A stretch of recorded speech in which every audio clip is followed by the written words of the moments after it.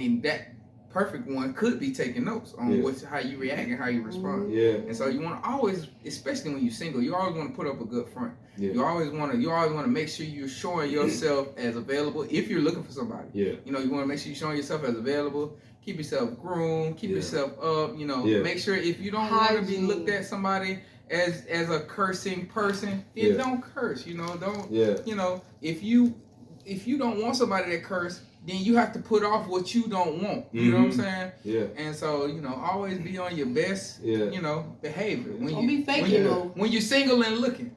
I'm gonna fight for you a little bit because I can already hear some of the comment section. I ain't gotta change for no man, or I ain't gotta change for no woman. Okay. That kind of thing. Because what you said was because you were talking about self-improvement and reflecting. Okay. And the reality is some folks may not want you because your service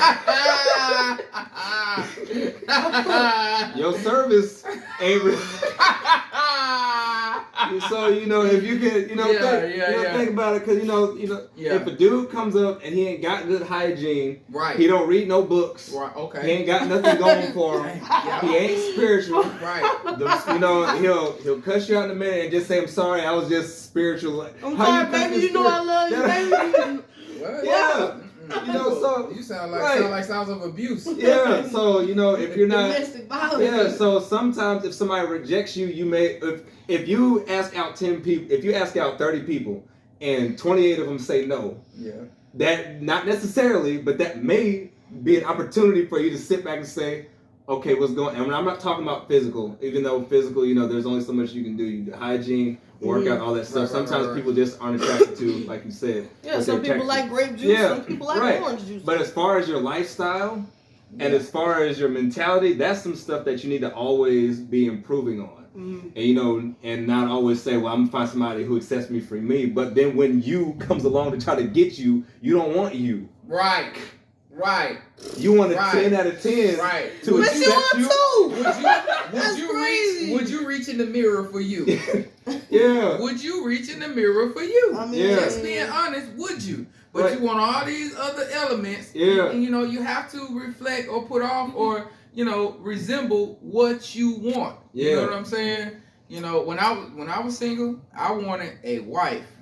That's what I wanted. I didn't want no girlfriend, boyfriend. I wanted a wife. Yeah. That's what I was looking for. And when I found a possible wife, I treated her like a wife. She can ask her how many times she paid for stuff when we was out. Yeah. There you go. Y'all see that? You saw the zero? Have you ever had to pay for anything when we was out? No, but if she did, she forced it. I forced it because what you're not gonna do. It's been 6 years. What you're not gonna do is try and overpay me. And she was strong, black, independent. And that's attractive to me because it says, I don't just want you to have to fit the bill every time. Even though if I didn't have it, I wouldn't go. Yeah. Because in my mind, I'm a husband that does and provides everything. Yeah. And so I started with that from my dates. Yeah. We'll go out occasionally. We started as friends because initially I was driving him. We would go and watch The Walking Dead after church, and then I would drive him to either Mr. C's studio or my house so we can watch The Walking Dead. And then that helped me get up in the morning, and so I would take him to work, and he would put money in my cup holder. Yeah. Some mornings when I would let him drive because I was just like, look, at this point, it's either we die or you drive. And so he would drive, and I'd wake up with money in my cup holder, or he would stop at the gas station or something to fill my car up. So I was ready for work, and I didn't have to put the gas in my car; it was already there. Yeah. Or I didn't have to be stressed out about income because he already gave me money. So that was a plus. And it was like it's like and that reinforced me not looking like something that I wasn't, because I didn't have a car, but I had transportation. I had a motorcycle. Yeah. But when it's cold, when it's raining, certain circumstances. Now I've done it. I rode in it, but she would insist, and we were fond of each other, and so it was an excuse for us to hang out with each other. And so of course I'm like, what you want to eat? Do you need gas? Do you need this? Do you need that? because I don't want her to see somebody that's taking advantage of her. I want her to know that, I'm interested, you know, and that, if we were to get married, this is what life is like. Yeah. You know what I'm saying? And so, it's when you're dating, you're looking for people to come into a, relationship with. Those things are important. Don't start something if you can't keep it up. If you don't intend to keep it up. Don't be fake. That's the fake stuff she was talking about. Yeah. If you intend to keep it up, then you start it. But if you can't keep it up, don't start it. Don't come around me putting on no facade, acting like you a husband. In real life, you put your hands on women, or you call women bitchs and things like that. Don't come around me acting all sweet just so you can get me roped in and then turn around and act crazy. You know what I'm saying? Once I get comfortable with you. That's fake, because I'm gonna give you a real raw Mary rip from the beginning. Yeah. This is me. This is who I am. Right. If you like it, you like it. If you don't, then this is me. You know what I'm saying? That's what I can't stand. I can't stand nobody that just come on and they wearing a mask. Let me see who you really are. You know what I'm saying? Yeah. That's just like how comedians talk about how things change when people start living together or when people get married. You know what I'm saying? You start seeing the real them. Yeah. Nah, baby. I want to see all of that before we even get that far. That's why it's important, like you to be friends first and get to know who you're dealing with. You know what I'm saying? You don't know the full them. Well, you don't know the full them, but it helps to get to know them better. Ease in, right? Ease into it. Yeah, and I would just, and y'all, just the whole thing of to stop playing the games. Yeah. And just be honest, like you said, stop trying to do the things to reel the person in. I mean, it can be cute sometimes, right? But know the limit. Yeah. It's like, know when because this is a human being. I don't know, it still baffles me, like, why do people act so weird when it comes to dating? And I think that has to do with that selfishness. You're trying to see what you can get out of it as opposed to what can I give to this person. That's where the Christian mindset comes in. Everything you do, you're supposed to be glorifying God. Even down to your dating, you're supposed to be figuring out, how can I love this person? When you have that mindset, it eliminates the games. It eliminates the dishonesty of like, let me do this to see how she reacts. Let me do this to see how he reacts. Or let me act this way to rope him in, and then I can be myself once we get married. That sort of thing. Like, that love mindset that God gives you, cancels all of that out. And Pakitta, I heard you say something earlier I was going to ask you to elaborate on, when you said when he would pay for things and you kind of force your way to pay. To elaborate on your reasonings for that. So I wanted to, I didn't want him to feel like he had to pay for everything. And so some days I'm like, well, I'm gonna take you out to lunch, or I'm gonna make sure I'm gonna get you some ice cream, or let me pay for the movies tonight.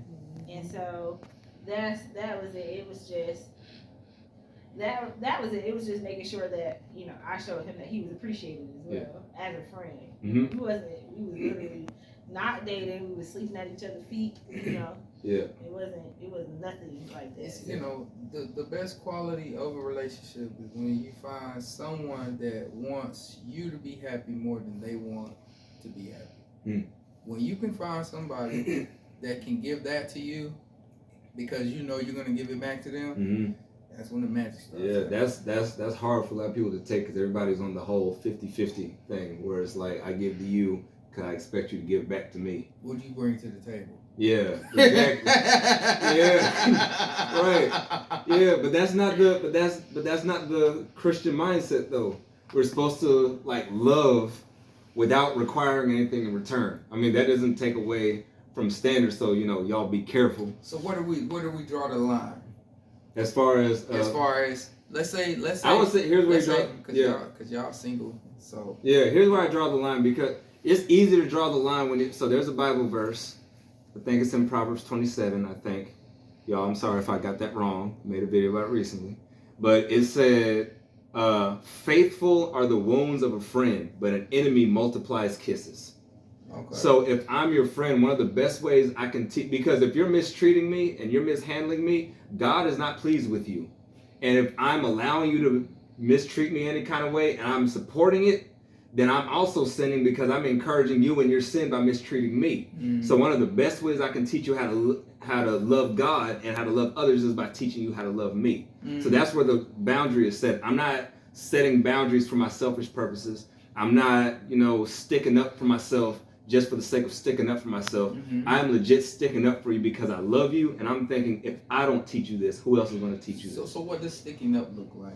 Because there are cases where some people are taken advantage of. Yeah. A lot of people are taken advantage of, and sometimes it's just a cycle that happens where you're a nice person and you just fall into a loop. That it's hard to get out of, because over time you've grown to love God knows what about this person because they really taking advantage of you, but for some reason your heart is attached, and it's like it's wrong. Yeah. But for some reason it's almost like being on that thing at the fair where it just spins you so fast you can't even move. Yeah, you can't even move because it's spinning you so fast. So what does that boundary look like? What does sticking up for yourself? For me, and y'all hear me on this one because a lot of people need to hear this. Where like sticking up for yourself does not always mean aggression. Sticking up for yourself does not always mean hostility or trying to embarrass somebody. That's not sticking up for yourself. That's not what we're talking about here. Sticking up for yourself can be simple, and you know it when you feel it. Like if you're going out with let's say you meet a friend who you no longer want to go out with, you know how to kind of establish that without always having to say it, even though sometimes it's healthy to say it. But stop holding hands. Okay. You sit across from the table and keep your feet to yourself. Yeah. Stop calling them, the pet names and all that sort of thing. Mm-hmm. And you still be friends with them. You gotta communicate that as well. Yes, that's important too. Communication is. Why? Okay. Yeah, right. I think it'll prompt.